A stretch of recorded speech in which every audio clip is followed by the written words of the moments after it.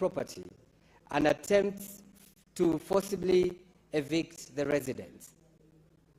The affected residents further state that their complaints to law enforcement agencies have not resulted in adequate protection or investigations. There are also concerns regarding missing or unavailable land records at the Ministry of Lands, which has further complicated the dispute and undermined public confidence in land administration systems. In the statement, the committee should address the following. 1. The legal status of the parcels of land in question, including verification of ownership records, the validity of title documents held by the residents, and the status of succession and administration of the estates of the late James Kanyotu. 2. The circumstances under which Mr. Willie Kihara Njoki is asserting ownership over the land, including whether he is a legally recognized beneficiary or administrator of the estate, and the basis upon which he is disputing the previous sale of the land. 3.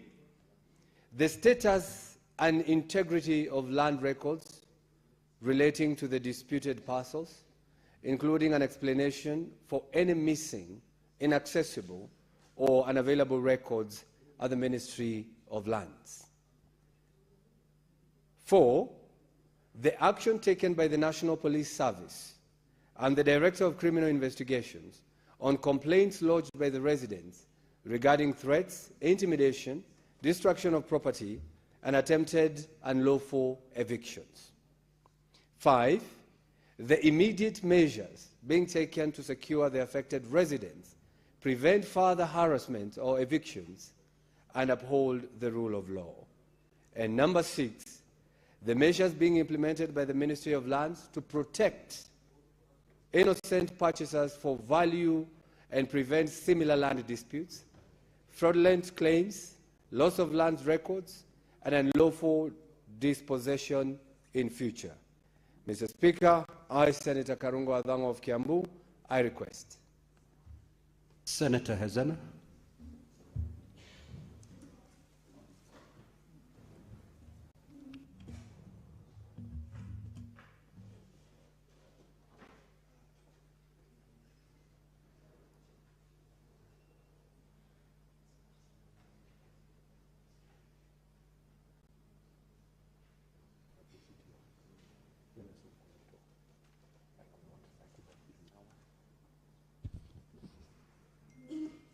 Thank you, Mr. Speaker. And I rise pursuant to Standing Order 53.1 to seek a statement from the Standing Committee on Education on a matter of national concern regarding the implementation and transparency of the school feeding program. Mr. Speaker, sir, the National Council for Nomadic Education in Kenya, NCONEK, is a semi-autonomous agency under the Ministry of Education. A semi-autonomous agency under the Ministry of Education is the primary implementer of school feeding programs targeting food insecure and marginalized communities in arid and semi-arid lands, with the aim of supporting vulnerable populations affected by drought, food insecurity, and other humanitarian challenges. Given the substantial public resources invested in this program, there is a need for transparency and accountability in the sourcing, allocation, and distribution of food supplies to ensure that assistance reaches the intended beneficiaries and that public funds are utilized prudently and effectively. In the statement, the committee should address the following. 1. The criteria used by the Ministry of Education to identify beneficiary counties, sub-counties, and communities under the feeding program, including the basis for food allocations and whether distribution priorities are linked to National Government Constituency Development Fund, NGCDF allocations. 2. the total quantity and value of food commodities procured and distributed under the program to date, detailing allocations and distributions by county and the number of beneficiaries reached. 3, the sources of food commodities, including supplier details, procurement procedures followed, the measures taken to ensure compliance with the Public Procurement and Asset Disposal Act. 4th, the accountability, monitoring, and reporting mechanisms in place to track the movement, storage, and distribution of food commodities and to prevent diversion, loss, wastage, or misuse. 5th, the measures adapted to ensure transparency, equity, and inclusivity in food distribution, particularly in marginalized and arid and semi-arid areas, and to ensure all eligible beneficiaries are reached fairly and without discrimination or favorism. Senator Ezena Lemalitian, dated 4th of June, 2026. Thank you. Senator Edwin Sifuna.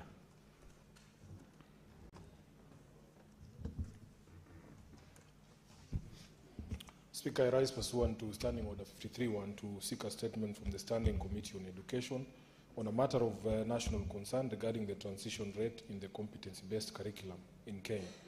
Speaker, while the CBC was introduced in line with Kenya's Vision 2030 and global workforce needs to equip learners with practical skills and reduce reliance on high-stakes examinations, its success is undermined if learners drop out before completing transitions, exposing them to risks such as child labor and early marriages.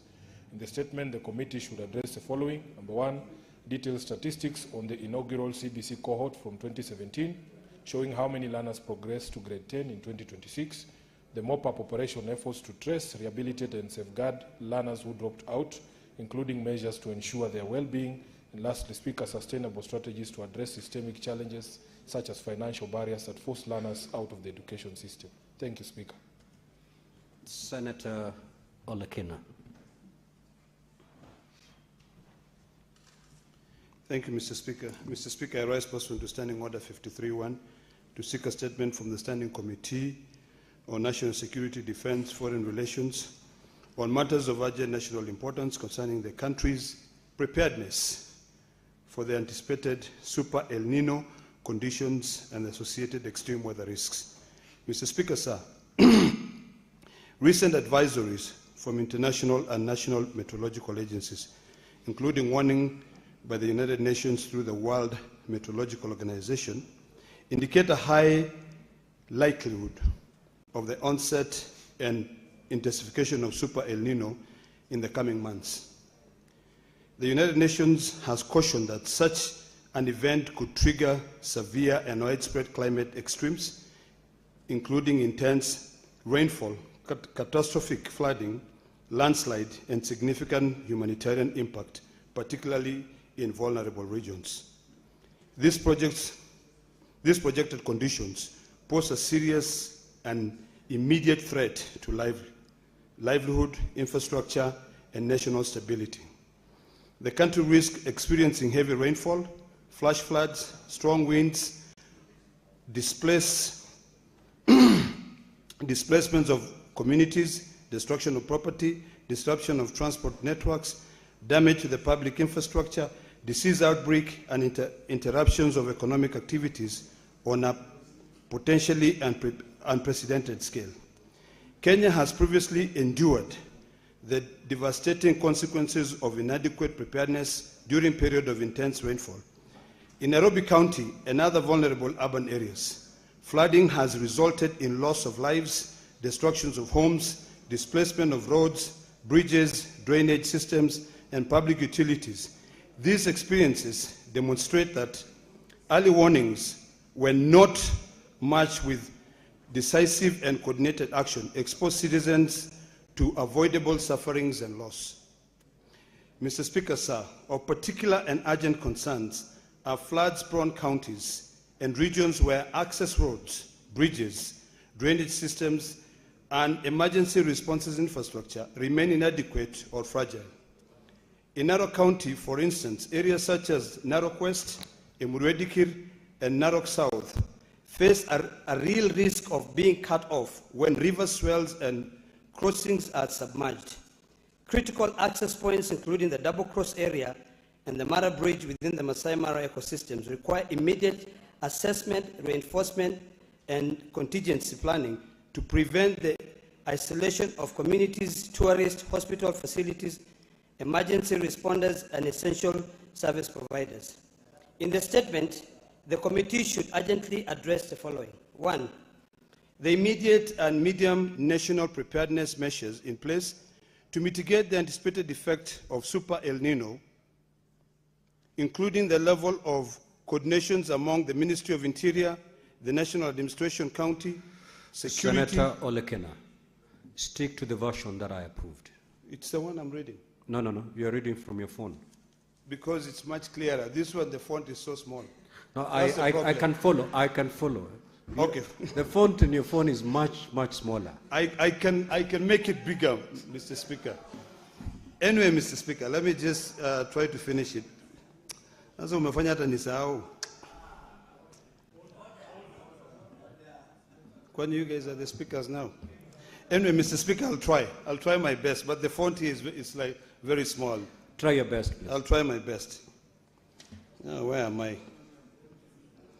In the statement, the committee should urgently address the following. The immediate and medium-term national preparedness measures in place to mitigate the anticipated effect of Super El Nino, including the levels of coordinations among the Ministry of Interior and National Administration, County Security Committee, county governments, and the Kenya Meteorological Department disaster response agencies and community-level structures. 2, the identification, mapping, and real monitoring of high-risk areas across the country, and urgent measures being undertaken to secure and protect critical infrastructure, including drainage systems, culvert bridges, access roads, river crossing, security installation, health facilities, and emergency access routes, particularly in vulnerable counties such as Narok, Nairobi, and other floods-prone regions. Number 3, Mr. Speaker, the state of readiness of emergency responses and evacuations plan, including the adequacy and accessibility of resource allocated towards disaster preparedness responses and logistical support necessary for sustained emergency operations. 4, Mr. Speaker, the concrete measures being implemented to safeguard local economies and livelihood, including tourism in the Masai Mara, agriculture, livestock. Thank you very much. Mr. Speaker, there is a savior here. Now it's clear. Finally, the concrete measures being implemented to safeguard local economies and livelihood, including tourism in the Masai Mara, agriculture, livestock, transport, small and medium enterprises, and other sectors of high risk of disruption due to flooding, infrastructure damage, and restricted mobility. Thank you, Mr. Speaker. Now, honorable senators, I will allow comments for not more than 15 minutes. And therefore, if you have an opportunity to speak, kindly do so for not more than 3 minutes. The Honorable Senator for Nandi.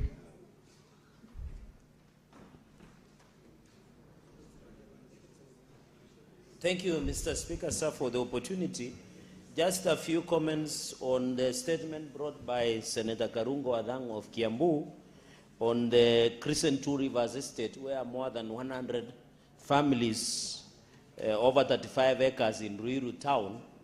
Mr. Speaker, it's very unfortunate because most Kenyans, including us in this house, you sacrifice so much to acquire property. But it looks like the title deed is now a piece of paper, Mr. Speaker.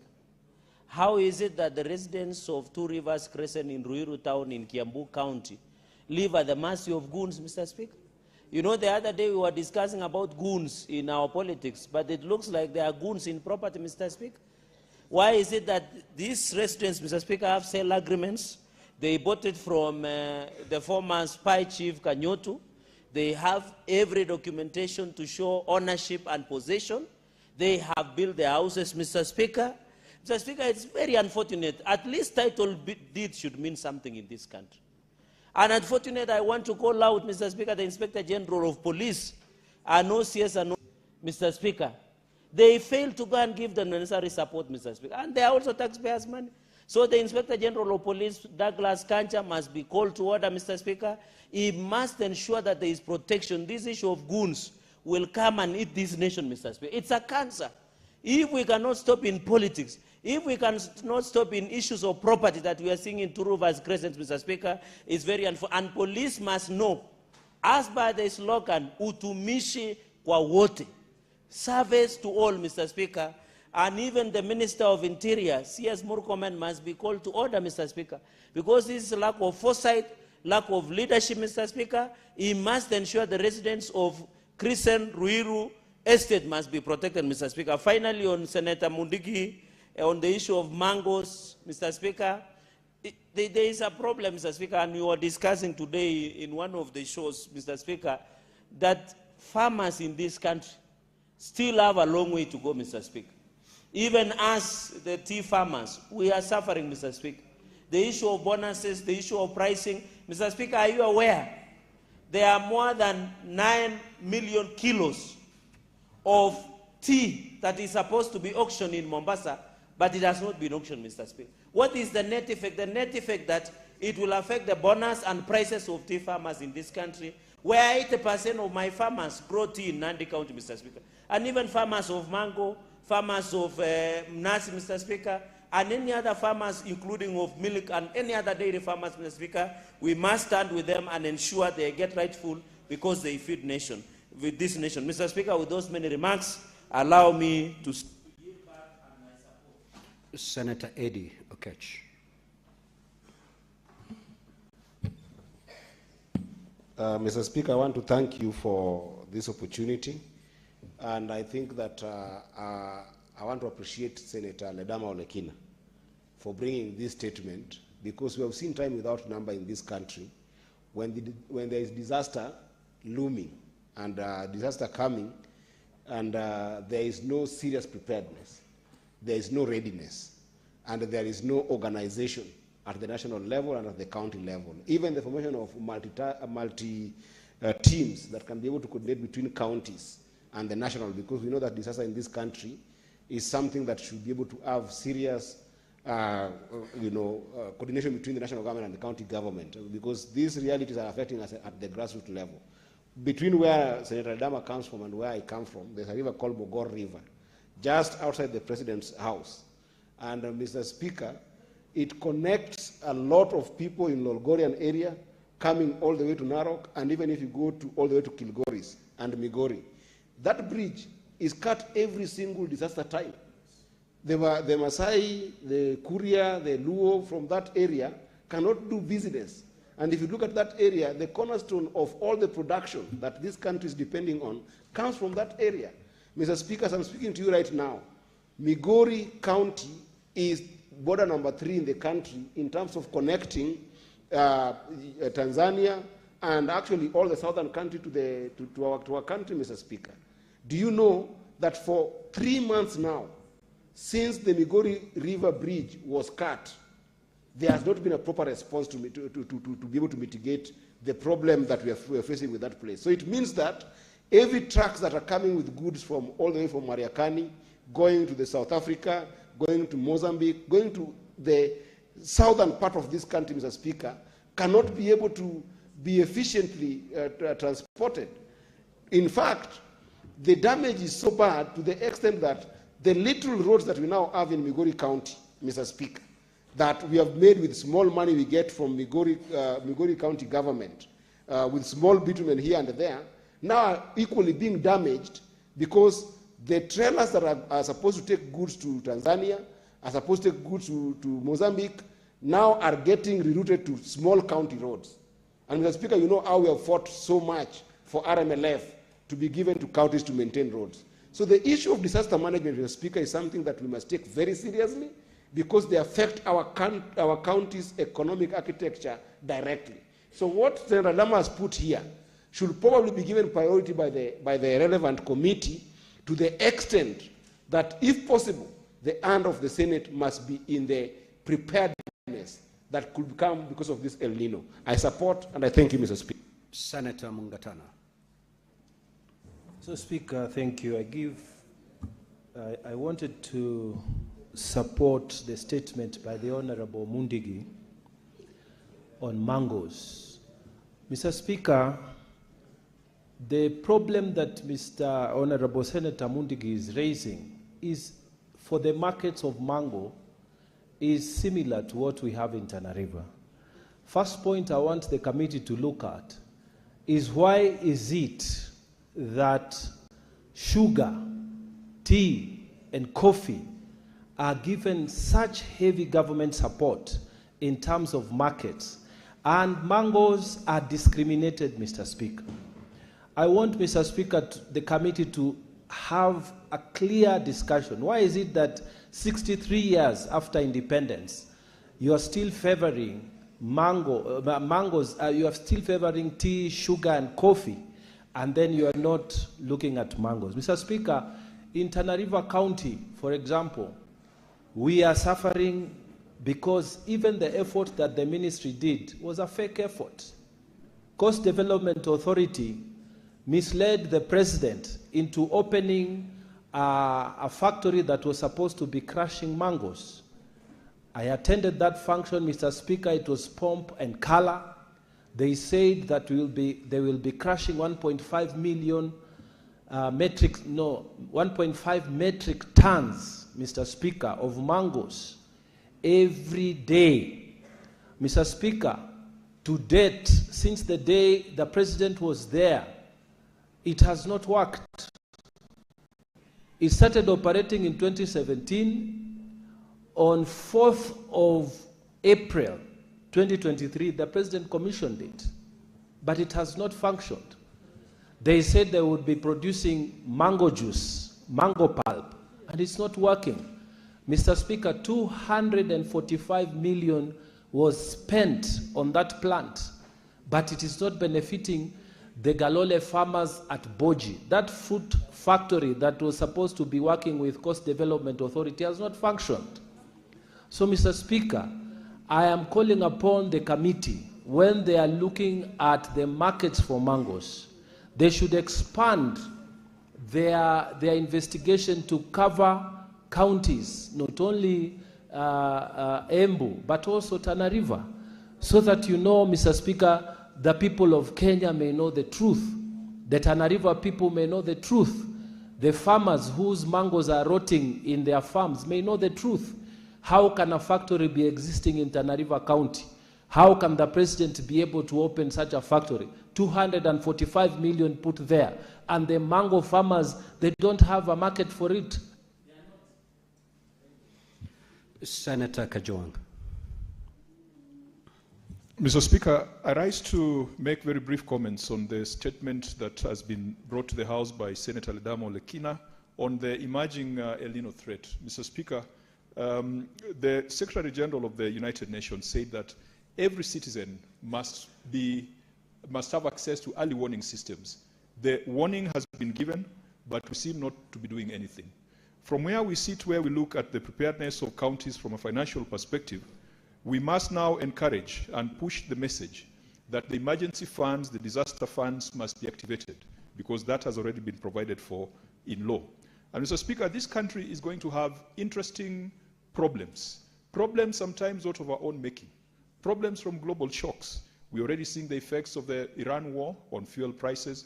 We're already seeing the effects of the Ebola pandemic, even on the politics of this country. And if El Nino comes, I hope it's not going to be the final straw that breaks the camel's back. Mr. Speaker, Senator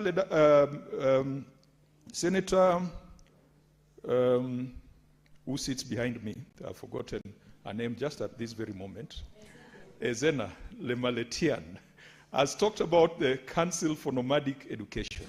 Mr. Speaker, it must be known that nomadic education does not apply only to the Asal and northern Kenya. Even we, the people of the lake, we are fishermen, we are nomadic fishermen, and we want this council to give us that food.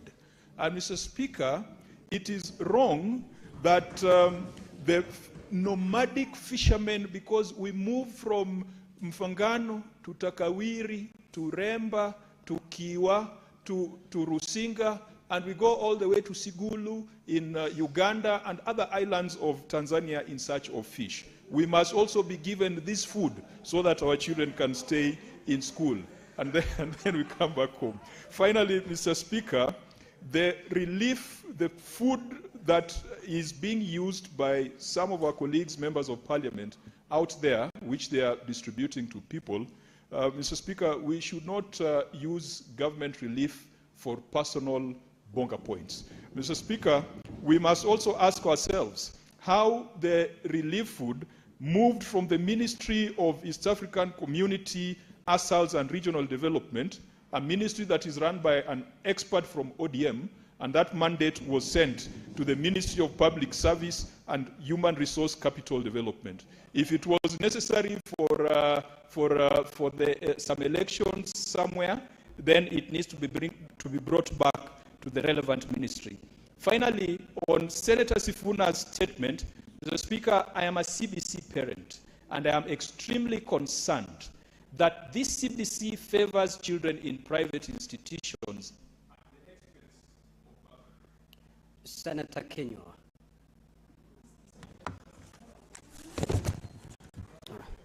Asante Bwana Spika kwa kunipa fursa hii. Kwanza kabisa nataka kuchangia taarifa iliyoletwa na Karongo Dhangwa kuhusu mgogoro wa shamba ambalo najulikana kama Crescent Estate pale Two Rivers. Bwana Spika, jambo hili la migogoro ya mashamba limekuwa ni jambo sugu, na huyu ambaye anajulikana kama Willy Kihara ametajwa hapa, na si sehemu hiyo peke yake. Bwana Spika, ukienda wote upande wa Imani Ruiru, amekuwa na haya mambo ya kufuatilia mambo ya mashamba, ambayo hawa watu ambao wanataka kuwafukuza na vile vile kuwaletea wakora waweze kuwahangaisha. Bwana Spika, hawa wana hati miliki za mashamba. Wengi wao hata wamechukua, Bwana Spika, mikopo na zile hati miliki za mashamba. Kwa hivyo wana haki kisheria kuishi katika zile sehemu. Hawa watu tayari wameripoti hawa wakora na majangili ambao wanawasumbua.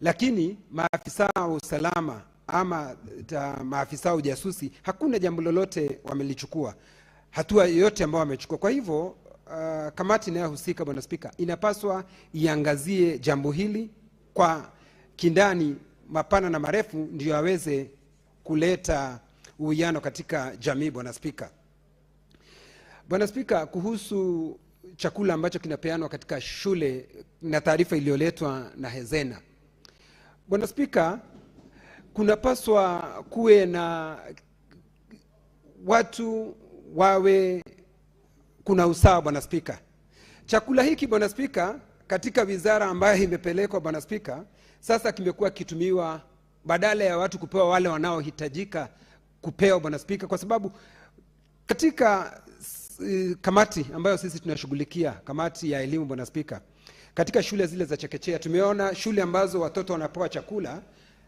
tunaona idadi ya watoto ambao wanajisajili katika hizi shule za chekechea kinaongezeka Bwana Spika.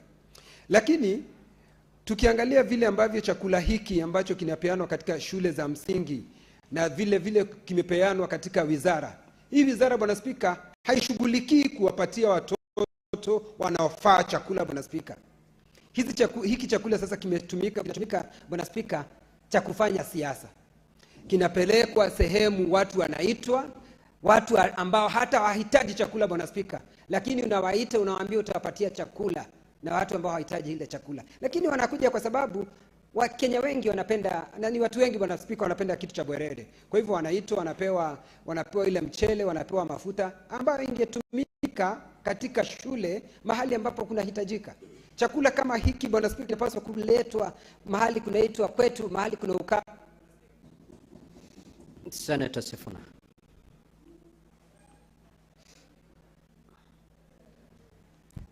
First, I want to tell my brother, Senator Kajwang, that when you have an important function like a wedding, make sure you get your own coat, because you don't go to a wedding with somebody else's coat. You can be told to remove it at any point. He knows what I'm talking about. Honorable Speaker, allow me to just make brief comments on the statement that has been brought by Senator Ledamo Lekina. Indeed, Honorable Speaker, we have all to be gravely concerned about the specter of El Nino. And we have to be a country that listens to experts. Previous experiences with the serious flooding, Honorable Speaker, in 2023-24, for instance, we lost over 300. We in Nairobi here bore the brunt. I remember in 2023, Senator Ledama, we were in this house with you when we were discussing whether, in fact, there was any level of preparedness in Nairobi. You remember there were fights between the national government and the county governments over where the money for emergency should be domiciled. We saw national government come to the residents of Mathare, for instance, make certain promises, and then they were never fulfilled. So I think now that we have a proper time lead on this one, the warnings are there, the science is in, there will be no excuse for the national government and the county governments if they don't get their act together. In fact, we want to be told the national government must now tell us or publish a comprehensive El Nino preparedness response plan. We want to know what to do in the event of certain happenings. We want to see emergency evacuation centers being set up, and all of us should know where those things are. And lastly, Senator Ledama, because when things like this happen, some people take advantage and see a gravy train. We want proper transparency and accountability for any monies that will be utilized in handling this El Nino problem. As a final comment, Honorable Speaker, on the statement by Senator Mundigi, you know, it's not only the farmers in Embu. The other week, I think we were here when the senator from Kirinyaga, the Honorable Murango, was talking about the rice farmers in Mwea and in Ahero, because people have been allowed to import, rice without a care to the farmers in Mwea and these other places. We were in Bungoma last week with the Honorable Khalwale and the Honorable Koni Wakabubi. I don't know if they got opportunity, but I did to speak to the farmers at Nzoia. Honorable Speaker, even now as we speak, Nzoia Sugar Company is not producing sugar. They have imported sugar, and it is full in their godowns. And that now, Honorable Speaker, we were sugarcane farmers. We are being told that you need a permit for your sugarcane to be cut, and to get that or to be harvested. And when you go looking for that permit, Honorable Speaker, you know what it means. You have to grease palms. When did we get to a place? You know, there was a time, Honorable Koni Wakwabubi, when companies used to fight for sugarcane. But because these companies are not interested in milling our sugarcane, they have already imported sugarcane. They are no longer interested in our... Senator Roba. Thank you, Mr. Speaker. I rise to contribute to this issue of impending El Nino. That is the global warming system that has been reported in the Pacific Ocean that is expected to really be one of the worst since the late 1800s. Mr. Speaker, I want to thank Honorable Senator Olekina for bringing this issue to light, even on social media, because there is an issue of grave concern considering there is no discussion in the country, not in the national platform, not in Kenya Meteorological Service, not in the budgetary provision in terms of some impending emergency that's likely to happen anytime after October globally. And the predictions that it's going to affect East Africa. And globally, the discussion is that it is the worst since 97 or thereabout. If that is the case, then there should be an area of emergency planning around this issue by every department, the county government, the national government, and the county governments are ill-prepared, Mr. Speaker, for preparing adequately for a response of such magnitude. It requires a drive by the national government, bringing on board also the county government, and also setting aside resources, because it is not about whether or not it's going to happen. The discussion by the global weather system has already indicated it's going to happen. Mr. Speaker, it is extremely important as leaders in this country that we really bring this issue, as an issue that should be in the discussion of everybody. Nairobi City County that is overrun by small floods in all the time should prepare by making sure they unclog and open all the drainage systems and improve where it becomes necessary. The national government must really look at the low-lying grounds like Tana River, where small rains ground the production in Tana River and displace the population there. Areas, flatlands of northern Kenya, where even heavy rains incapacitate the little resources we have in terms of destruction of livelihood support programs like animals, human beings displaced, and such issues. Mr. Speaker, it is critical as Senate Future Caucus team. We really need to pick it up and run with it, because that's the only way we can catalyze what is going to happen. Mr. Speaker, also on NACONEC, if there are concerns that are raised by Senator Lemalatian, it's extremely critical that a transparent distribution of how this NACONEC support is affecting the ASALs and the nomadic community be availed completely in order to make sure that people have... Senator Olekina.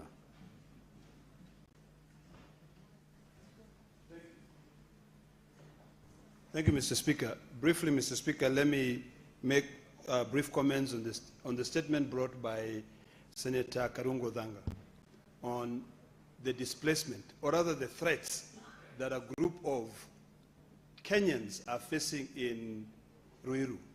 Mr. Speaker, it is very sad, and I wish Senator Kamaru was here, because Senator Kamaru was telling me a story of an individual who uses the lands office to be able to change the title deeds and put title deeds on top of a new title deed. And she almost lost her land.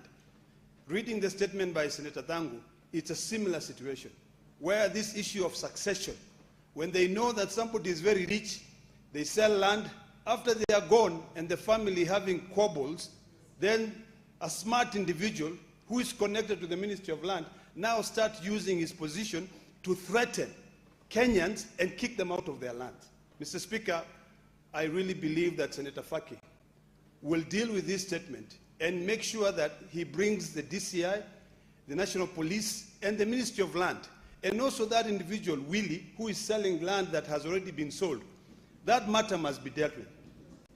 On a second statement, Mr. Speaker, it is sad that when we have nomadic children, this statement by Senator Ezana Lemalatia, when we have food which is supposed to feed kids so that they can remain in school, now that food is being used as a business. Seriously. What do I don't even know the word to use, but it's like we were cast. Anyone, when you see a situation like this, you just want to make some money out of it. Even food, which is supposed to help bring some form of equity. It is sad. And even moving a service which is supposed to be offered by a particular ministry to another. I mean, it's criminal. So, Mr. Speaker, I think I need to drink water. But at least I can be able to drink water. Now, when this food, which is supposed to be given to poor kids to support their families, we don't even understand the accountability of that food, the distribution mechanism, the sourcing of that food. It is criminal. So, Mr. Speaker, I support this statement by Senator Ezana, and I hope that we can be able to really take these matters very seriously to ensure a clear system of accountability. One that if you take your iPad or your laptop and you go online, you can actually be able to trace where the food came from. Thank you, Mr. Speaker. Senator Wakoli. Asante Mheshimiwa Spika kwa nafasi hii. Kwanza ni kuchangia hoja ya Mheshimiwa Olekina kuhusiana na kujiandaa kwa janga la El Nino. Na Mheshimiwa Spika, tukipiga tu kurunzi katika kaunti za humu Kenya, moto umekuwa unateketeza mabweni, watu wamekuwa na bebwa kwa maji ya mafuriko. Lakini tukifanya udadisi kujiandaa kwa magatuzi yetu ya Kenya, Mheshimiwa Spika, wale ambao wamekuwa wanahudhuria vikao vya Mheshimiwa Kajwang' wakiangalia jinsi wanatumia fedha, kitengo cha kupambana na mikasa ya dharura katika magatuzi yetu yamewekewa pesa nyingi, lakini ukienda mashinani pesa hazionekani. Ni kana kwamba kula kwao ndio dharura na changamoto za dharura. Sasa naomba tuamulike hawa magavana, kwa sababu wanachukua mzaha majanga ili kujidufaisha wenyewe. Jambo lingine Mheshimiwa Spika ni kuhusiana na mchakato mzima wa maembe. Nataraji kwamba magatuzi yamepewa kile tunasema maeneo ya viwanda na ukuzaji wa viwanda. Na magavana lazima wawe na nyenzo ambazo zinaleta malighafi, kuleta mpunga, kuleta parachichi katika maeneo haya ili kuwe na uwezo wa kuhakikisha bidhaa hizi zinaenda katika soko. Sasa ni kinaya kwamba magavana wanataka serikali ya Nairobi iendelee kuwasaidia ili hali wako na pesa. Na lazima tuwasukume kwa sababu kama kaunti ya mheshimiwa Mundigi ni 90%. Kule Bungoma zaidi ya milioni 200 zimezama. Tunangoja tuone zikifufuka na hatuoni. Lakini huku wanazunguka wakiinua vidole, wengine kimoja, wengine viwili, na Wakenya wanapiga miayo, hawajui watapata ruzuku wapi. Mwisho nikisema, wakulima wa miwa wana haki kushughulikiwa na serikali.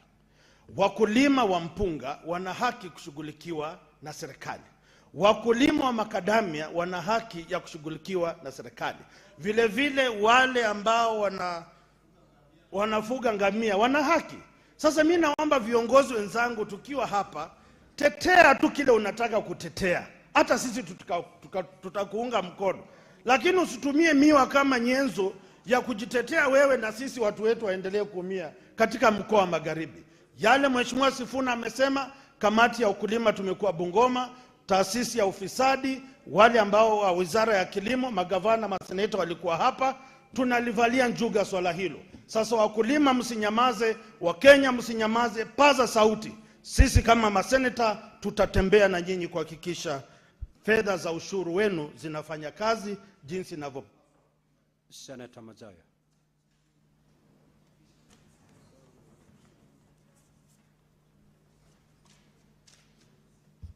Asante mstahiki Spika. Mstahiki Spika, kwanza nataka kumpatia kongole ndugu yangu Olekina kwa sababu ya kuleta taarifa hii ambayo inahusikana na kamati ya usalama wa nchi.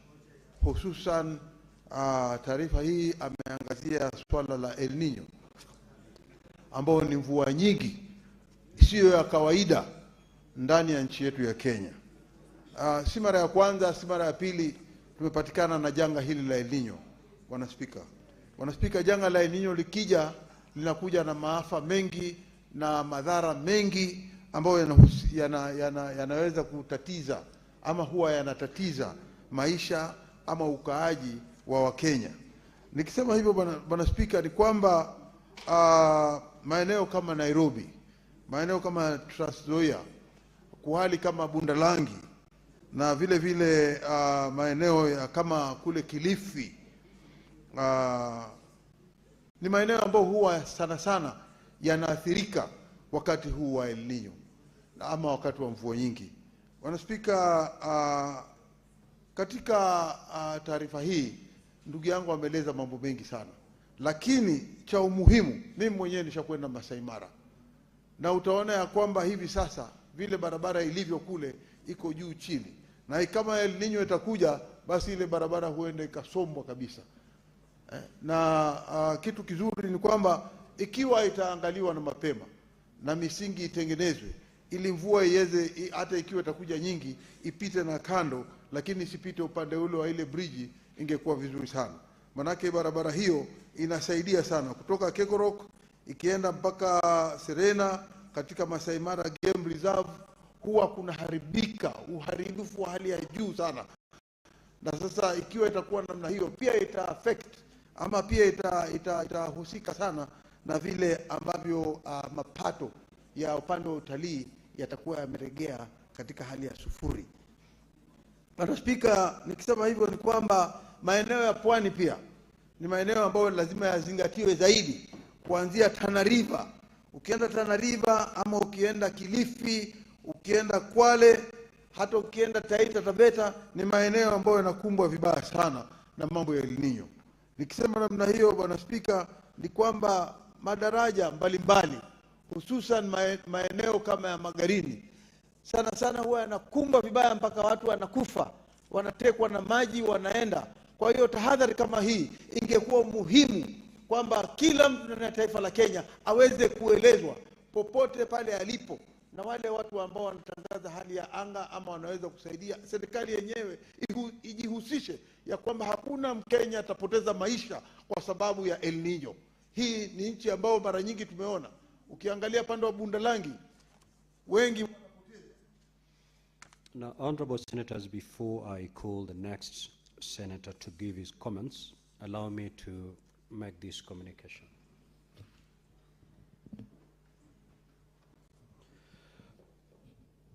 I would like to acknowledge the presence in the public gallery this afternoon of a visiting delegation of 2 teachers and 38 students from Mangu High School in Kiambu County. The delegation is visiting the Senate for an academic exposition. On behalf of the Senate and on my own behalf, I extend a warm welcome to the delegation and wish them a fruitful visit. Also wish to acknowledge the presence in the public gallery this afternoon of a visiting delegation of 4 teachers and 47 students from Mutitu Secondary School in Kirinyaga County. The delegation is visiting the Senate for an academic exposition. On behalf of the Senate and on my own behalf, I extend a warm welcome to the delegation and wish them a fruitful visit. I will call upon the Senate Minority Leader to extend a word of welcome to these 2 schools.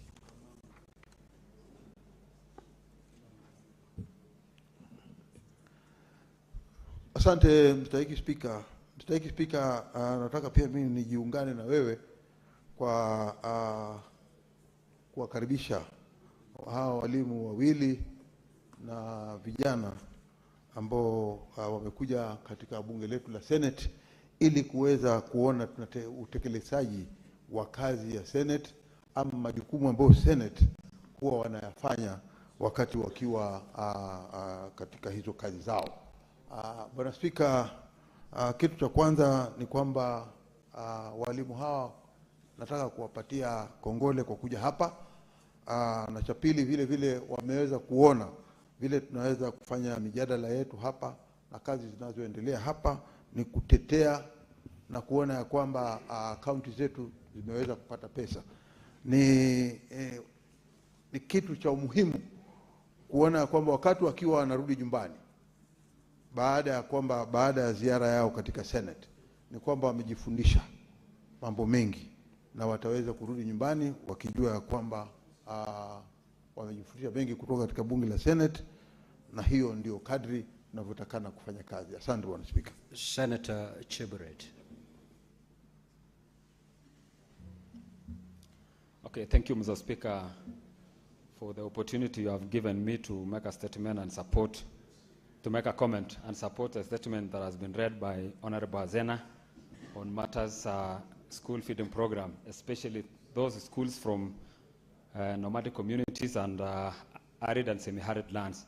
It is a matter of serious concern, Mr. Speaker, and it needs serious intervention. Mr. Speaker, my county, Baringo, where I represent, is among the counties that is 70% of the area is covered by arid and semi-arid lands. And also Elgeyo Marakwet, my neighboring county, West Pokot, Turkana, and Samburu. And Mr. Speaker, if not this feeding program take place in the counties I've mentioned, then you wonder where does the school feeding program exist, if not Baringo, if not Samburu, if not Elgeyo Marakwet, West Pokot, and other counties that are arid and semi-arid lands. Mr. Speaker, again in Baringo, due to heavy rains that we witnessed in the month of April, May, and June, several schools have been forced to close. Some have been forced to shift their original places because due to rise in water increment in water bodies like Baringo, the schools like Loruk, Kambisamaki, Mugutani, and Kiserian, they have been closed due to water rise.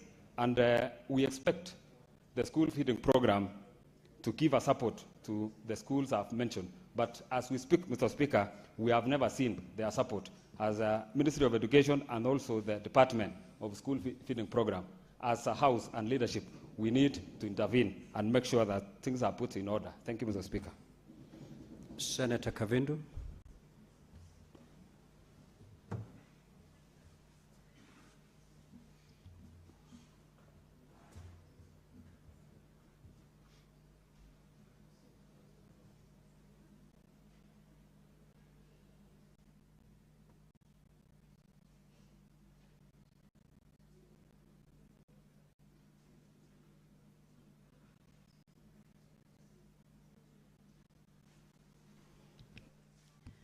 Thank you, Mr. Speaker, for giving me this opportunity to comment on the statement made by senators here, starting with Mundigi's statement about the mangles, which are being destroyed by wild animals.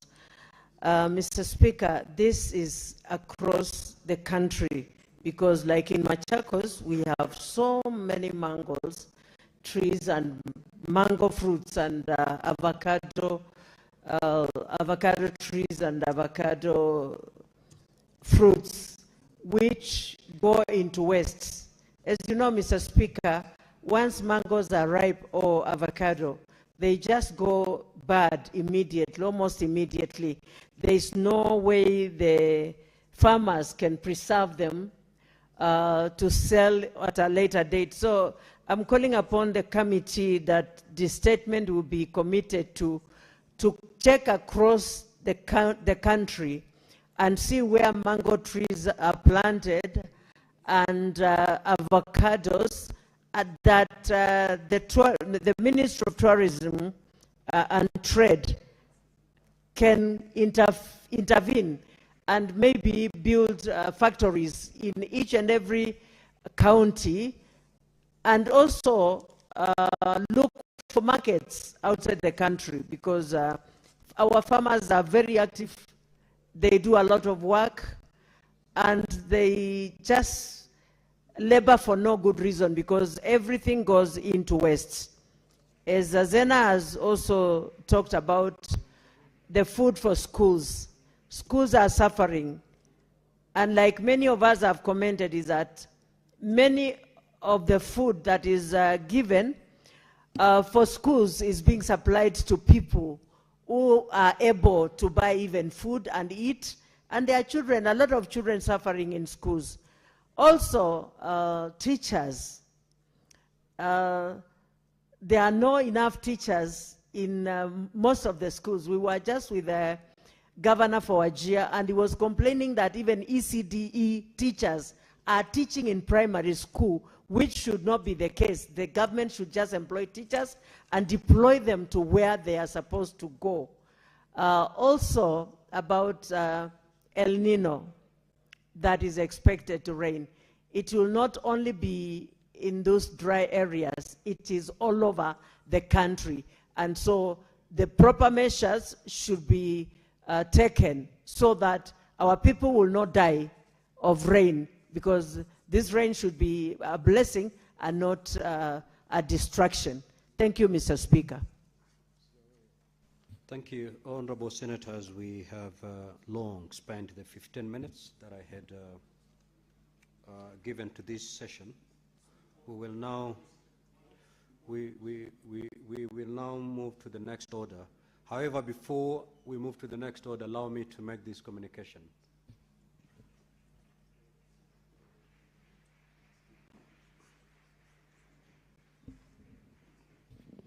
Now, honorable senators, as you will recall, during the afternoon sitting of Senate held on Wednesday, 3rd of June 2026, while commenting on a statement sought by Senator Hamida Kibwana MP regarding the rise in the cases of missing children in the country, and that of Senator Danson Mungatana MP regarding the debate, the decade-long ban on night-time travel for public service vehicles along the Malindi-Garsen-Lamu Highway, the Senator for Nairobi City County, Senator Edwin Sifuna MP, stated as follows.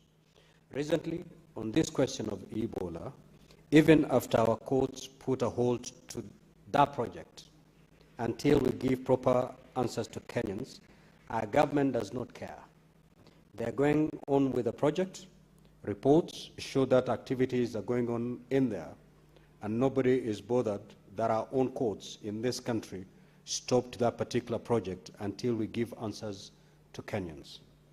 It is at this point that the Senator for Nandi County, the Honorable Samson Cherangei MP, rose on a point of order pursuant to Standing Order 105, challenging Senator Sifuna to substantiate his allegations that activities at Laikipia Air Base, which is a protected area, were ongoing. I therefore directed Honorable Senator Sifuna to substantiate his remarks as required under Standing Order 105.1.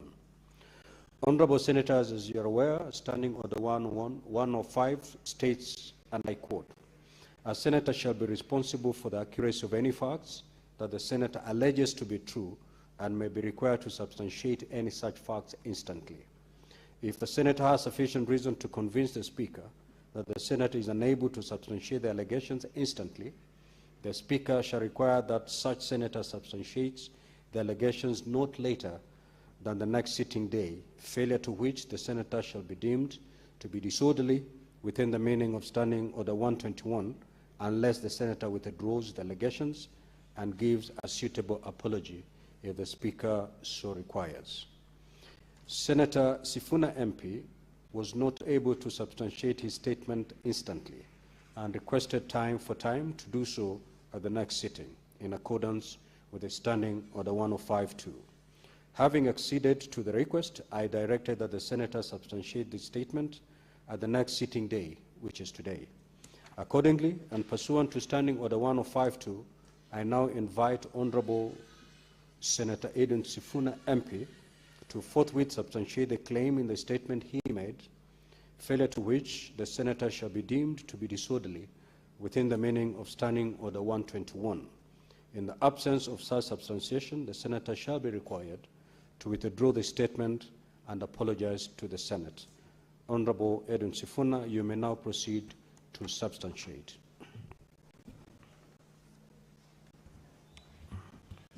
Thank you, Honorable Speaker. Indeed, that is a proper account of the happenings yesterday, and it just turns out that the God that I serve works in mysterious ways. Honorable Speaker, as we were having that debate, this House was not aware that, in fact, the Cabinet Secretary for Health had addressed the National Assembly yesterday morning, in which he confirmed exactly what I said. I requested, Honorable Speaker, that I be allowed a facility to play videos today. We have a video of the proceedings in the National Assembly yesterday. I also requested, Honorable Speaker, for the Hansard from the National Assembly as of the, the commencement of the House this afternoon. I was told that the Hansard from the National Assembly was not ready, but I have a letter here that I wrote to the Clerk of the National Assembly requesting that that record of those proceedings be made available. When we started these proceedings, I had approached the desk to ask them whether they should have the flash disk delivered up there for the video to be played of the Cabinet Secretary, indeed confirming that despite the court order, that project is proceeding. So, Mr. Speaker, at this particular juncture, I request that I table both the letter to the Clerk of the National Assembly requesting the proceedings and the video of the Cabinet Secretary for Health, the Honorable C.S. Duale, confirming that the project will indeed proceed. Okay, you may proceed to table.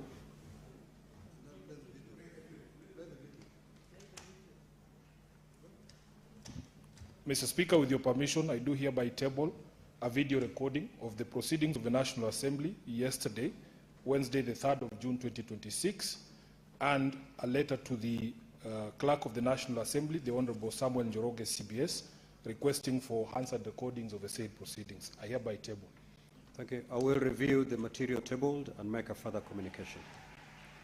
Now, before we move to the next order, I had two senators who are yet to make their comments. Senator Mandago, you may proceed. Bearing in mind you have 3 minutes, under 3 minutes to do so. Thank you very much, Honorable Speaker. Honorable Speaker, I rise in support by the statement by Senator Alexander Mundigi, Honorable Speaker, on the issue of mangoes and fresh produce that is going to waste from farmers. First, Honorable Speaker, I want to say that mango production is also happening in Kerio Valley, West Pokot, and Baringo counties, Honorable Speaker. And there is need for the county governments to establish processing factories, Honorable Speaker. Honorable Speaker, in the statement, the Senator is seeking whether national government can put funds to actually establish processing plants. I want to say that, Honorable Speaker, this House has been very gracious to fight for additional allocation of resources to county governments. And in every year, there is an increased allocation to counties, Honorable Speaker. I therefore expect our county governments to take advantage of the county industrial parks, the county aggregation parks, and develop processing plans for this fresh produce, Honorable Speaker. Honorable Speaker, I would want to encourage that counties work closely with the State Department of Industry so that these processing plants can be established. Honorable Speaker, in regard to the statement sought by Senator Zena Lematian on the issues of school feeding, Honorable Speaker, there seems to be no transparency in the process of school feeding that is happening in this country. This organization called NACONEC, Honorable Speaker, has been in existence. And I remember at some point His Excellency the President made a comment that there are a raft of suppliers who have held hostage that organization, Honorable Speaker. And therefore, there is need for the Ministry of Education to be transparent in the process of identifying beneficiary counties, beneficiary constituencies, and even beneficiary wards, Honorable Speaker. Honorable Speaker, we know school feeding is a program that is meant to support access to education, Honorable Speaker, and encourage children from vulnerable families to be able to stay in school. And we know when children are given equal education, Honorable Speaker, we increase their opportunities and their horizons in the country so that they are able to compete with all children from across our nation, Honorable Speaker. Honorable Speaker, the way this feeding program has been carried out has been shrouded in a lot of secrecy, with NACONEC behaving like a government entity, sometimes like a private entity, and there is need for clarity. We want to know, is NACONEC a semi-autonomous government agency within Ministry of Education, or is NACONEC a private entity? Is NACONEC and school feeding program a preserve of members of parliament or senators also who represent marginalized counties and areas where they face severe drought are also part and parcel of those who should be consulted in the decision-making process of how the food is going to be distributed and allocated?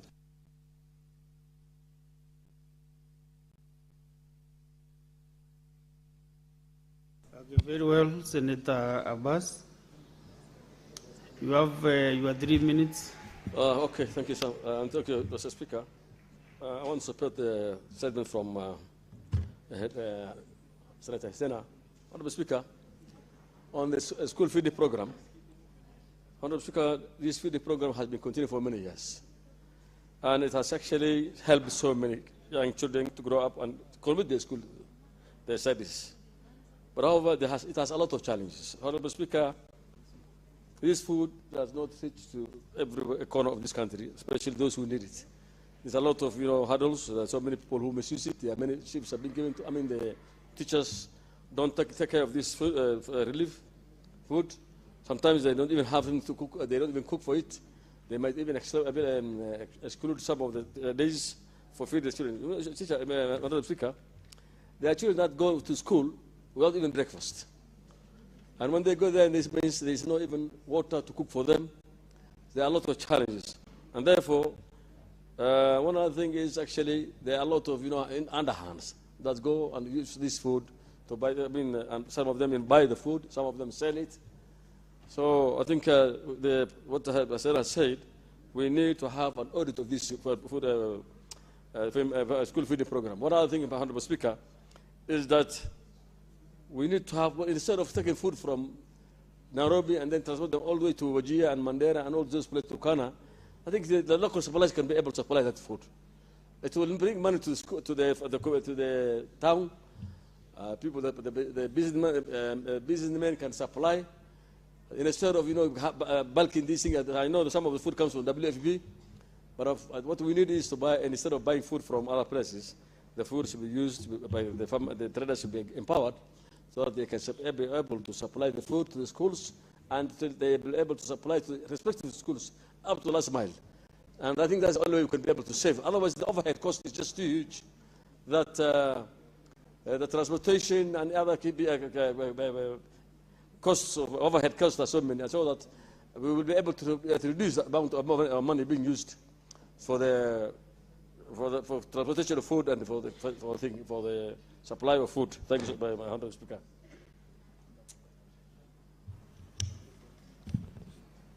Senator Abbas, you are the last actually contributor to the statements. I continue. But I can see my younger sister.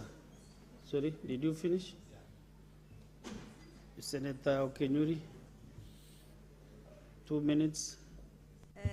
Thank you, Mr. Speaker, for your indulgence.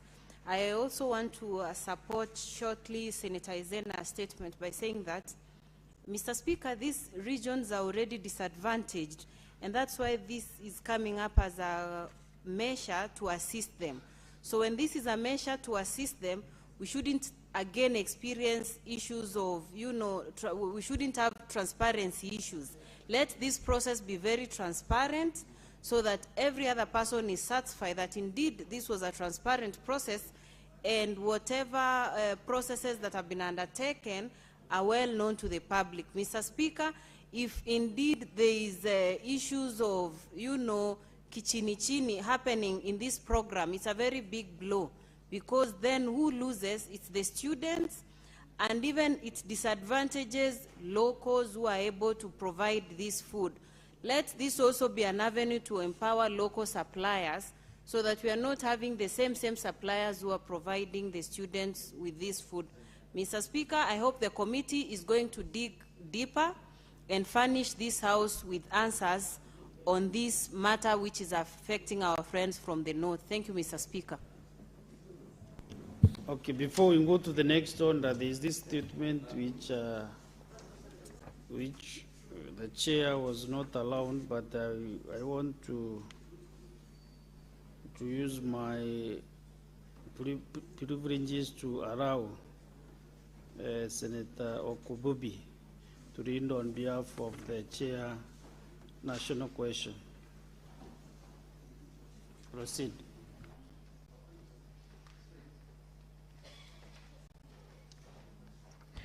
Thank you, Mr. Speaker, for allowing me the opportunity to present this statement on behalf of the Chair of the Standing Committee on National Cohesion, Equal Opportunity and Regional Integration. I rise pursuant to Standing Order number 56, 1B of the Senate Standing Orders. Honorable Speaker, I rise pursuant to Standing Order 56, 1B of the Senate Standing Orders to make a statement relating to the activities of the Standing Committee on National Cohesion, Equal Opportunity and Regional Integration for the period of January to April 2026. During the period under reference, the committee held 42 sittings at which it considered various legislative business, i.e. statements and inquiries from the Senate, and held stakeholder engagements as set out below. A, statements. The committee received 3 statements and have already written to the stakeholders inviting their submissions on the issues raised. The committee is at various stages of interacting with the stakeholders and preparing its responses. B, inquiries. The committee is currently conducting an inquiry into the representation of Kenya's diversity in the staff composition of the semi-autonomous government agencies, SAGAs, and county assemblies. The committee held 42 sittings, during which 31 stakeholders appeared before it. The committee will table a comprehensive report at the end of the inquiry. The committee is in processing a statement requested by Senator Catherine Muma on rising trend of unchecked inflammatory utterances by influential public figures and political leaders, was able to interact with the Inspector General of Police, the Director of Criminal Investigations, and the Communications Authority, where the committee was apprised on the challenges faced by the policing and other authorities in eradication of inflammatory statements made by political leaders.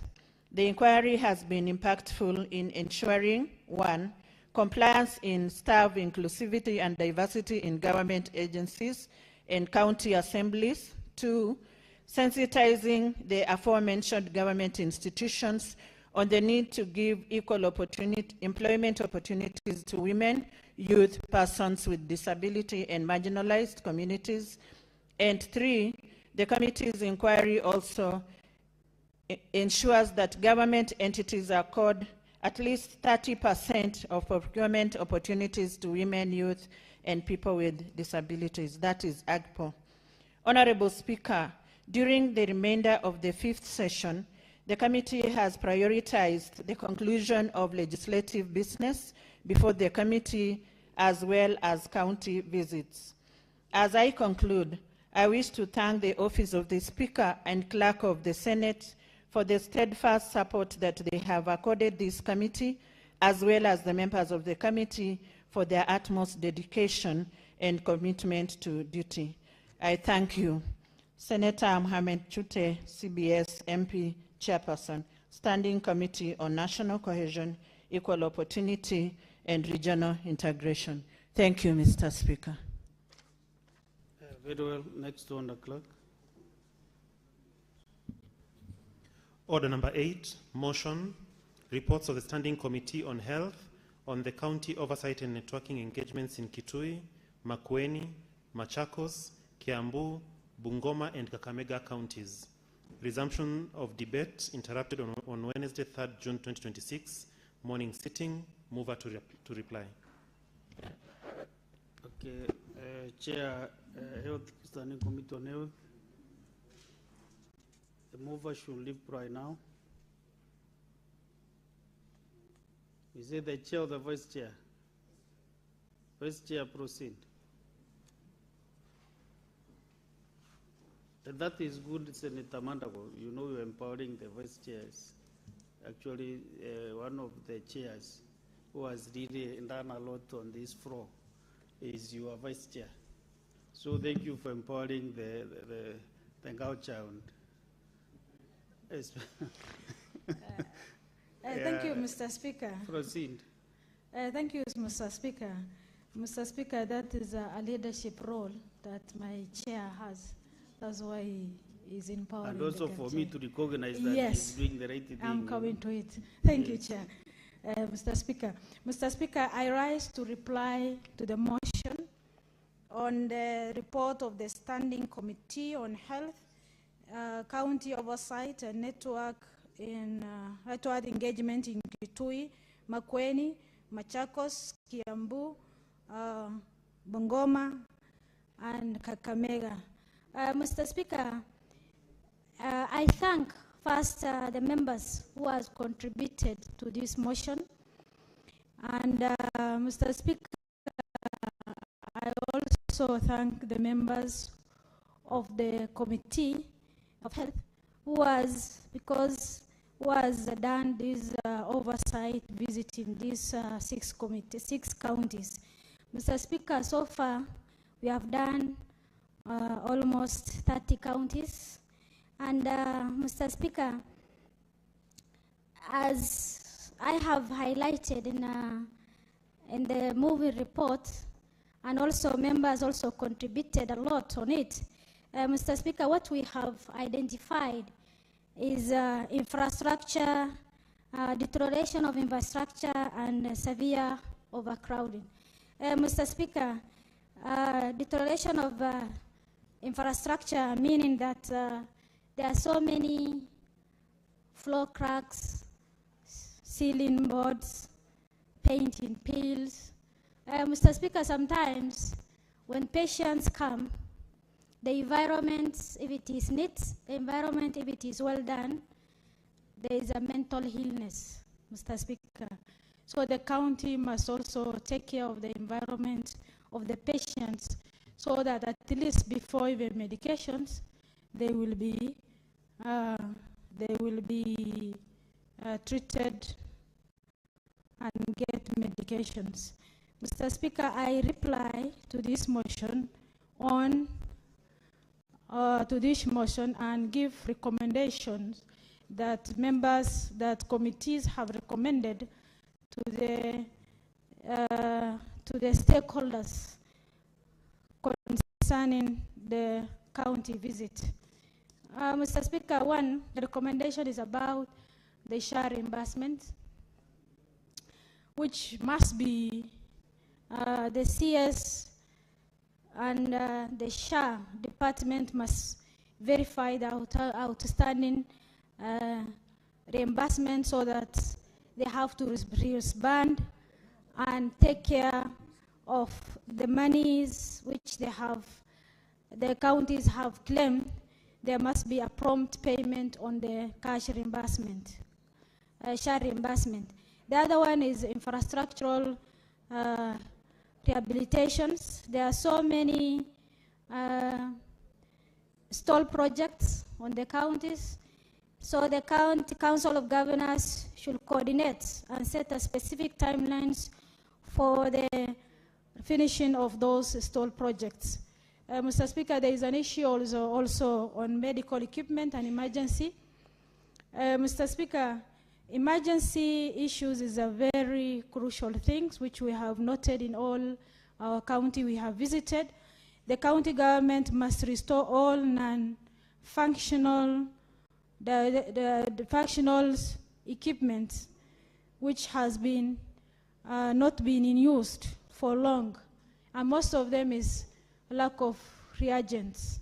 They must be installed, and also they must also all the grounded emergency cars, that is ambulance, must be reinstalled so that the emergency, the ambulance must be effective to the citizen. There is an issue of also human resource for the health sector. Mr. Speaker, there is a shortage of human resource in all health facilities we have seen. And also, in that case, there is UHC staffs, which committees has followed it very well, and later on it has been recognized in the Division of Revenue, and now we have to, it must be implemented. The CS must implement the reports of these UHC issues as permanent and pensionable within 60 days of this adoption of this report. Mr. Speaker, the other issue is on this human resource staffing also, Mr. Speaker, there is a lot of lack of motivations of the staff which are working in the facilities. There are some which are working in the facilities almost 20 years, 15 years. And when it comes to promotions, they don't even promote, they don't give the opportunities for promotions. And even when it comes to absorption of those staff, some of them are on contracts, some of our casuals, instead of absorbing and making them as a permanent and pensionable, they go ahead and recruit other new staffs instead of absorbing those one in contract. Mr. Speaker, the other issue is the health information system. The health system, the cabinet minister must prioritize deploying of national health information system across all the referral hospitals, and the county government must invest in digital infrastructure. Mr. Speaker, this is to have a good health record for the county governments and all standardized data accuracy and supporting accountability of the data. Mr. Speaker, the other issue is pharmacy, accountability of pharmaceutical. Mr. Speaker, we have realized that there is a shortage of drugs in some counties because of KEMSA delays in payments, KEMSA not meeting its fee rates because of the pending bills to the county government. We urge County Council of Governors to coordinate the individual debts and settle agreement within a maximum of 6 months. On the issue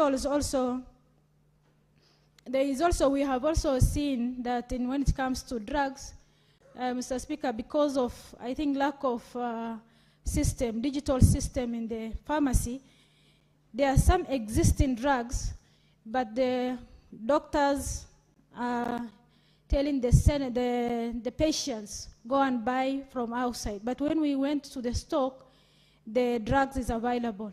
So there must be a coordination that the doctors may be owning pharmacies outside there so that they can get business in their working space. Mr. Speaker, there is another issue of biomedical waste. We have seen this is very, in most of the counties we have visited, they don't have incinerators. So the county government must immediately cease and open fire, field burning of biomedical waste, ring-fence emergency capital funds for the repair and installation of satisfied incinerator, and provide all waste handling staffs with appropriate personnel protective equipment. The other one is also patient center care and accountability, which we have noted in all counties we have visited. The facilities must stop detention of the patients over unpaid bills, which we have seen in most of the counties, and develop a social protections and indicate care protocols, and all staff must also wear a visible identification name tags. And Mr. Speaker, identification name tag, it means that we cannot differentiate between patients and doctors. The county government must reinforce that the staff must wear the visible identifications name tag for their staffs. The county assembly must also intensify and structured oversight and require a regular progress reporting from duty bearing on the implementation of the Senate resolutions. Mr. Speaker, the challenges documented in these reports are not isolated to the 6 counties visited. They are repeated in many other counties and constitute national systemic crisis in devolution of the health sector. Mr. Speaker, that is the last recommendations of the, I urge the committee calls upon this House to adopt these reports and direct the Cabinet Secretary for Health and Executive Office of the SHA and the county government to submit the implementation status to the Senate within 60 days of the adoption of report. Mr. Speaker, with these recommendations, I beg to reply and pursuant to Standing Order 663 to request that the putting of the question to be deferred to the later date. Mr. Speaker, I request Senator Beatrice to second. No need, you are okay now. I think you are prosecuted your matter perfectly. Thank you, Senator. It's only the chair now to defer the putting of the question. Thank you, Speaker. Yes. So we'll go to the next order.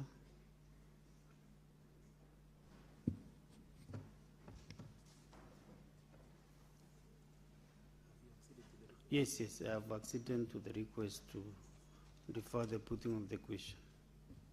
Order number 9, the Statutory Instruments Amendment Bill, National Assembly Bills number 3 of 2024, resumption of debate interrupted on Wednesday, 3rd June 2026, afternoon sitting.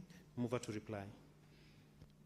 Also on this business, the mover, the majority leader, is not in the House, so I also defer the mover to reply. We go to the honorable senators. If you look at the order paper from order number 10 to order number 22, all these are in division.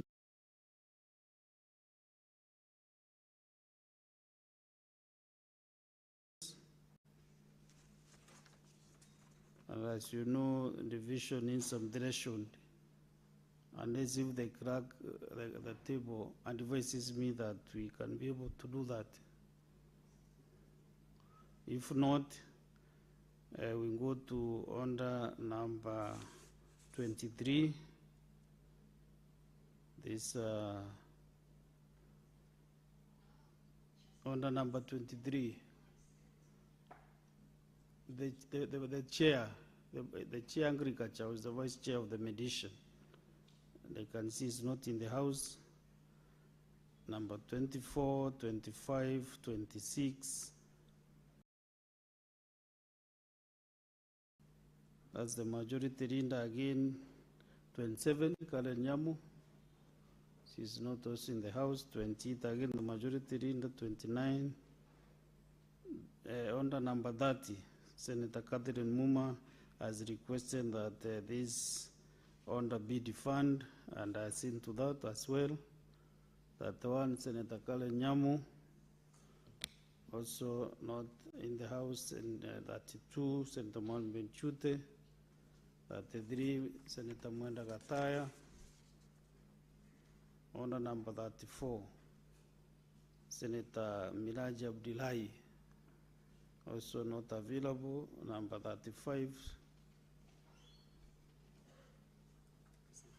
Senator Karungo Dangwa, also not in the house. And therefore, honorable senators, that is the end of our business this afternoon. Therefore,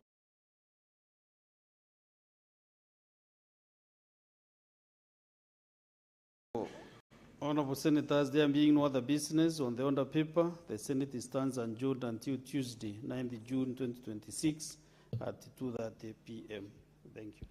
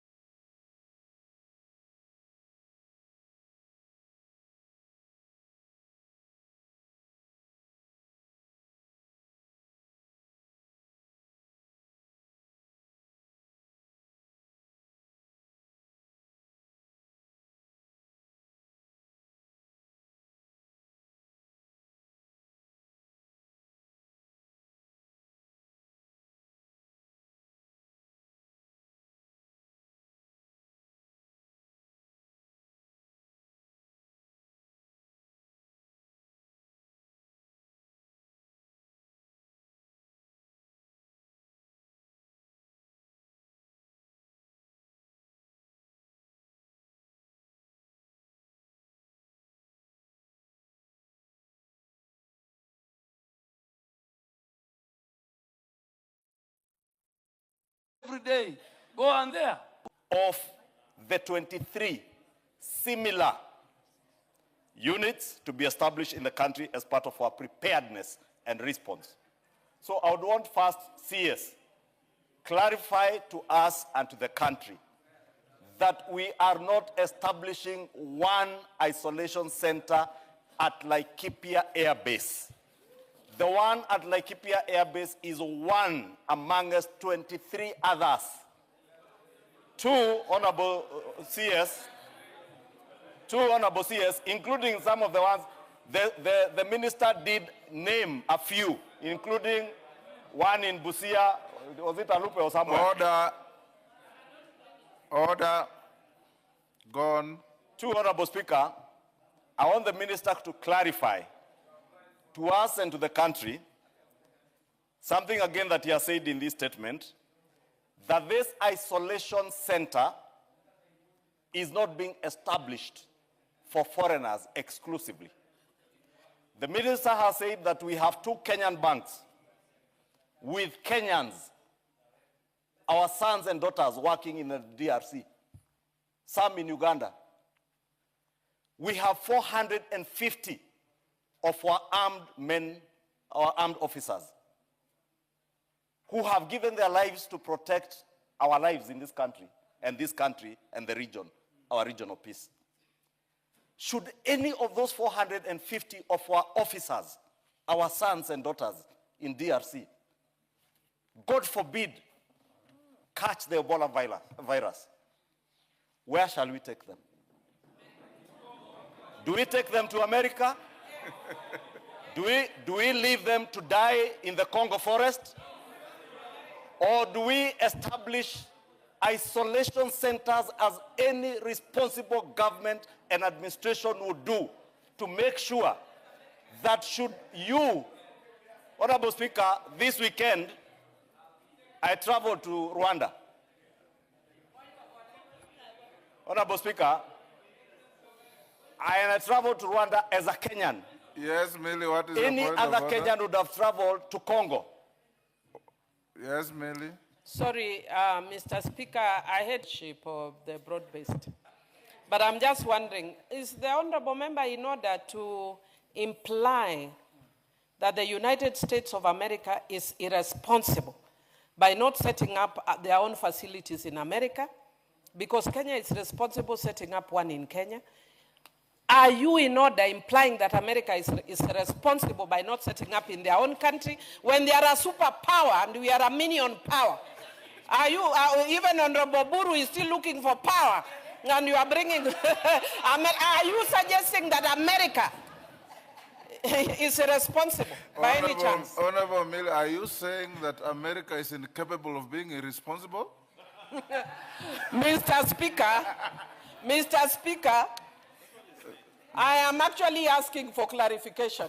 I am not saying, Yes. Mr. Speaker, I plead the 5th Amendment. I just want to know from the... Okay.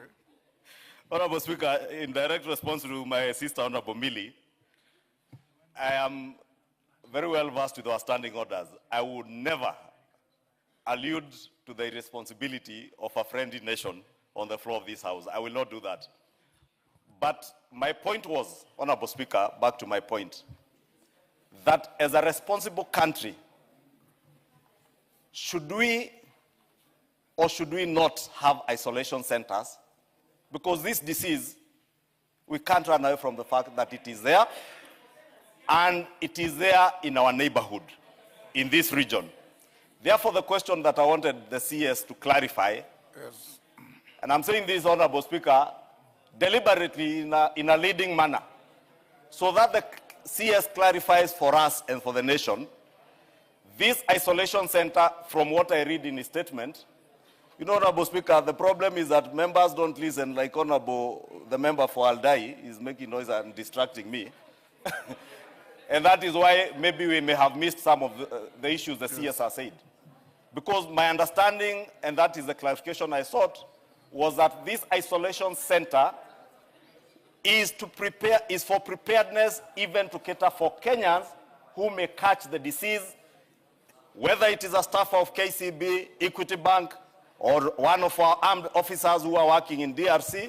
Should they catch the disease, for instance, the military, the natural thing would be if I was a commander-in-chief or the CDF, airlift anyone in an isolated manner to the airbase, to the isolation center there, to be treated there. But a truck driver, Honorable Speaker, who catches the disease in DRC, in Goma, and probably is detected at the Busia border, is there a facility at the Busia border? Because I have read about the laboratory testing there. Maybe among us, the 23, the CS should also clarify, where are these other 23 centers to be established? Do we have them around the border with Uganda and where the trucks are passing, both legal and the illegal crossings? Because I see in his statement he spoken about the legal crossings. But there are also illegal border points. What are we doing? Lastly, CS, on your preparedness, you have spoken about the contact tracing. We're at about 100%, 87% on laboratory readiness, rapid response teams at 90%, infection prevention and control at 56%. But you have also told us that we have kits for the first 200 suspected cases. And that is where preparedness comes in, Honorable Speaker, and I hope the CS can tell us, have you then prepared? Because I've also seen your request. You are saying the first 100 cases will cost about 2.686 billion. Is this money already provided for in the budget? Or should we, as we go to the budget process, now factor additional resources for this preparedness for Ebola? Because the first 200, if we learned anything from COVID, to get from 0 to 1,000 cases would take less than 3-4 weeks. Therefore, Honorable Speaker, I will just seek those clarifications. And Honorable Speaker, let me just close by saying this. Ebola is a dangerous disease from what we have seen. But as a country, we must be prepared. And those isolation centers ought to be there, but they cannot be exclusively for others to use without Kenyans. And I think that's the very critical clarification. Because, Honorable Speaker, you know, in closing, this country, as Michael Joseph once told us, we have peculiar habits. Now, as politicians, many of us are very good experts in Ebola. And many Kenyans, almost all Kenyans are experts in Ebola. Let us hear from the experts, including the doctors here. Waziri, let him respond to those. But before that, Minister, allow me to acknowledge your children, students in the galleries. In the Speaker's Gallery, we have Githunguri Girls School from Kandara, Muranga. We have St. Musingo High School from Ikolomani, Kakamega. Students, when your school is mentioned, you stand up to be acknowledged. In the public gallery, we have Kapsimbeyo School from Kuresoi South, Nakuru, USIU Africa, I believe there are students from Roysambu, Nairobi, Masjid Al-Amin Academy from Starehe, Nairobi, Gijiwe Methodist Fellowship from South Imenti, Meru, and Githurai Mixed School, Ruiru, Kiambu. On my behalf and on behalf of the House, we welcome the students, their teachers, and those accompanying them to Parliament. Minister, you can proceed to respond. Thereafter, we'll take another round, which will be the last one. Thank you, Mr. Speaker. Mr. Speaker, I am ready to answer the valid questions by our honorable members, my colleagues. But Honorable Speaker, we are dealing with a very abnormal situation. And I want the House to look at the Public Health Act, Section 35 and Section 36. That mandates the Ministry of Health to take all the necessary action to protect and safeguard the safety of our citizens, our visitors, and all those who live within the borders of our country from any of the infectious diseases. To my sister, Honorable Sarah Koreri, but before even Honorable Speaker, I answer that question, first I think for information, we have 12 counties which are very high risk. These counties are Nairobi, Mombasa, Uasin Gishu, Busia, Kisumu, Bungoma, Trans Nzoia, West Pokot, Turkana, Homa Bay, and Migori. And this is because of the air, the road, transport, and the northern corridor. Then we have got high risk. The first one was very high risk. The high risk counties are 13. These are Vihiga, Kakamega, Nakuru, Kericho, Nandi, Kiambu, Machakos, Makueni, Kilifi, Taita Taveta, Isiolo, Elgeyo Marakwet, and Garissa. Honorable Speaker, again, for the information of the House, as of today, we have designated, verified 3 major hospitals as treatment centers. Kenyatta National Hospital, the Kenya National Police Hospital, MTRH in Eldoret. Secondly, we have also identified that we are in the process of completing the isolation, the treatment center of 2 hospitals in Busia. And I want to urge my sister, Mary Emase, even before COVID, the people of Busia and the country as a large, under the Ministry of Health, agreed that Alupe Hospital, a research center, is one of the very few infectious research hospitals. So in terms of qualification, that hospital is the most qualified because it's a research and infectious. Where have we done that? So in Busia, we have Alupe Sub-County Hospital, Referral Hospital, and we have Kocholie Sub-County Hospital.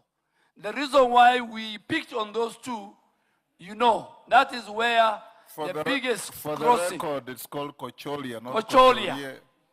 Kocholia.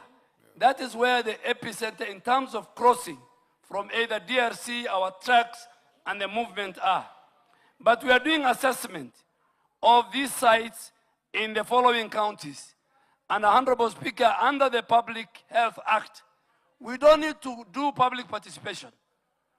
We are not going to consult citizens. Even members of parliament here, when they fall sick, they rush to their doctor to make sure they get the best treatment. So this epidemic does not require any consultation. Tomorrow, God forbid, if Ebola is found in this country, this House will call me back here to this chair to ask me why Kenyans dying. So before Kenyans die, before Kenyans are infected, we as a government have a moral, constitutional responsibility to protect both Kenyans and other people who are non-Kenyans who live within our border or who transit within our country.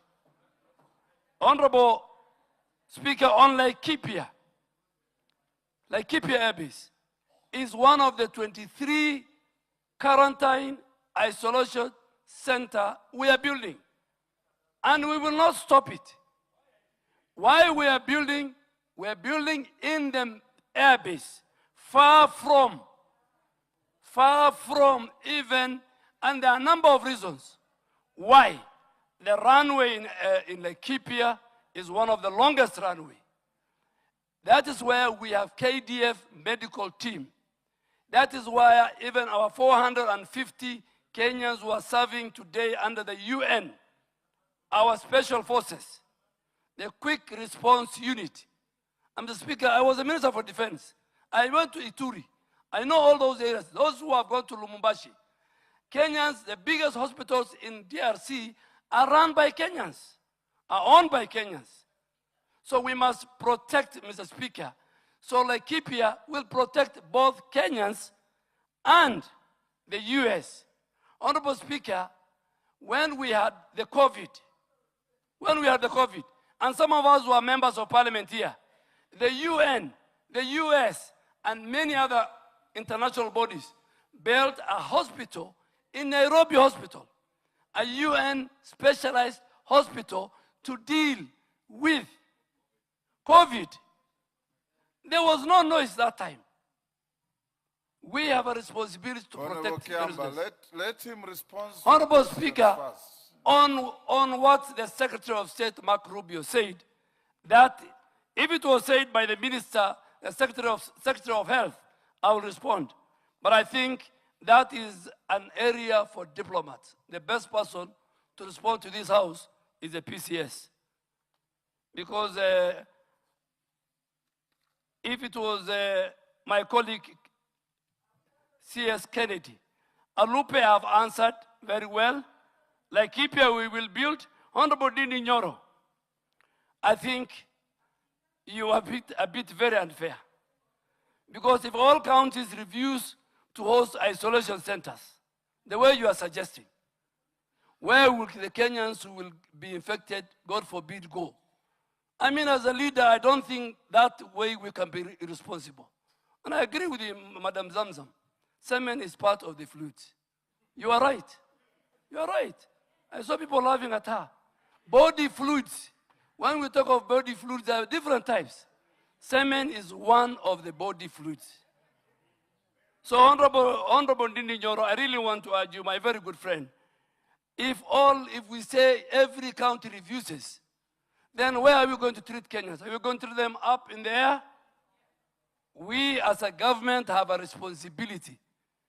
We can still even create another isolation center in one of our barracks in any part of the country.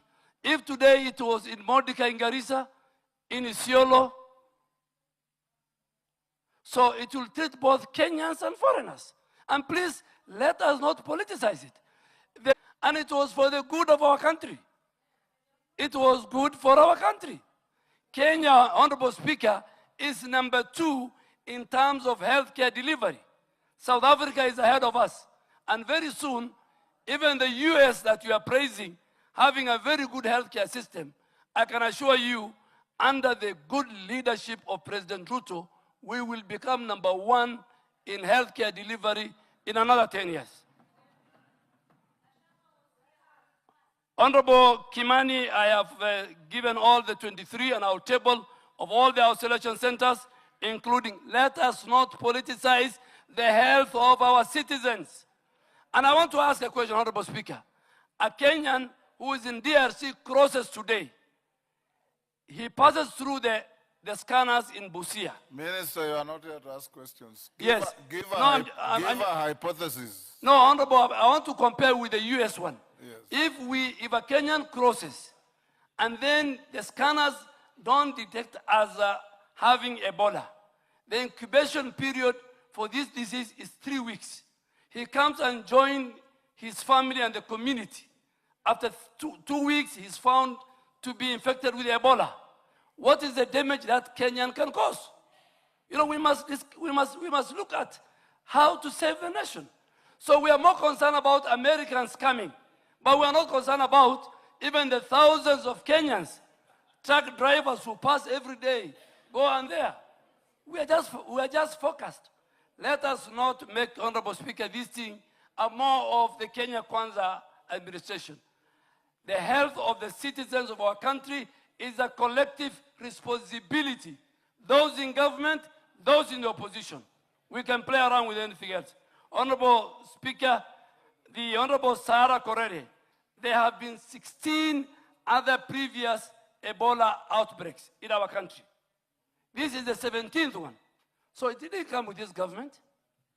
COVID was not with this government. So, and then Ebola and all infectious diseases, they don't know borders. They cross. They can cross from anywhere. And we must make sure the isolation and treatment centers, including the one in Laikipia, are securely controlled. The environment, even within the Laikipia, in fact, because it's a military camp, is even more secure than the ones we are putting in the counties. Any one of us can be infected with Ebola, God forbid. Healthcare workers will be trained. Waste management will be done. Honorable Speaker, Honorable Mary Emasi have answered a question. Honorable Ndindi have answered this question. I think there was Honorable Zamzam under the International Health Regulation Act of 2005, which this House has adopted. We are obligated. We are part of the global community. We are part of the global health security. Kenya is celebrated as one of the key leaders in global health security. We are obligated not only to take care of our own, but we are obligated to treat, to detect, and make sure even those who are not Kenyans, but who are within our border, must be taken care of, so that we are not safe until all of us are safe. I think the Honorable Deputy Minority Leader, my old colleague, the facility is receiving patients. What we have passed in the House was on infectious, biosafety, biological, which were all stipulated in the agreement. And Honorable Speaker, I have carried all the documents for this House. It was there before. You can get it from the Hansard, how it was passed, but I still have copies at the Ministry of Health. So quarantine is not only for Americans, even Kenyans will be isolated at the facility, and I have highlighted the huge Kenyan population in DRC and Uganda need our support. Honorable Speaker, I think most of the questions I have answered. The last one is, let our preparedness and response be dictated by science and not by politics. How we respond, how we protect our citizens from Ebola, which has no vaccine, it should be guided by science, but not politics. We'll go back to politics when we know the country is safe, the citizens are safe. And Honorable Speaker, finally, Nairobi is the center of the diplomatic community. The UN at Gigiri, the only one in the global south, extra 8,000 staff have been brought in the last 3 months. This is where we have the multilateral institutions. This is where we have JKI last year received 9 million visitors and about 3 million tourists. All those, plus our citizens, we must be cognizant of their health, Honorable Speaker. So like Kipia, Honorable Korere, the one on the land taken, I think it is this House again which has passed the agreement between us and our UK partners. So there's nothing illegal the government has done. Let's all of us be the voices and help us communicate to our constituencies that Ebola, and particularly this variant, is dangerous, it has no cure, and all of us must be vigilant and alert, and those of us in the health ministry, we will protect our citizens. Order, Mary Masse. What is it, Masse?